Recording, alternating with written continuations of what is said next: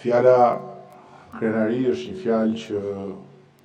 mund faktikisht të futet në çdo fjali në një rast të tillë, por unë nuk egzageroj nëse them që sot është një ditë krenarie për forcat e armatosura, është një ditë krenarie pa diskutim për trupën pedagogjike të akademisë dhe është një ditë krenarie edhe për shtabin e përgjithshëm, jo thjesht për faktin që shefi i shtabit sapo i dha diplomën të birit në një stafet prekse karrierash, edhe pse i biri do duhet të përpiqet për një kohë të gjatë edhe të bëj shumë sakrifica për të arritur t'i zëri vendin babait, ndërkohë që edhe nëse i shkon mendja dhe kjo e siguroi që babai na duhet në atë vend për një kohë akoma të gjatë. Por është krenari për të gjithë sepse sot unë e kam të pamundur që të mos kujtoj se nga çfarë situate dramatike ka nisur ringritja dhe konsolidimi i forcave tona të armatosura. Kjo fushë këtu që sot shkëlqen edhe që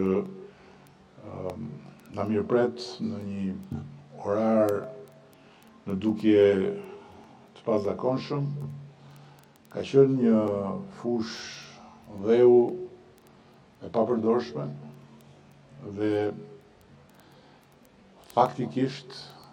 dallimi mes pasqyrës së asaj fushë në atë fillim dhe kësaj fushë sot është simbolik për dallimin mes mënyrës se si sot forcat e armatosura janë të mbështetura, janë të motivuara dhe ndjejnë motivim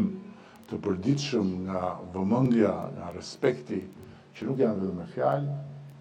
ndërkohë që kur kjo fushë ishte një pasqyrë dheu, forcat armatosura mbaheshin në këmbë vetëm nga pasioni, nga përkushtimi, nga këmbgulja dhe nga edukata ushtarake e atyre që ishin përfaqësues të këtyre forcave, por që ishin më të keqpaguarit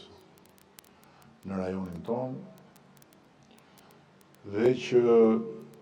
kishin në dispozicion një buxhet qesharak për ato që duhet ishte buxheti i forcave armatosura.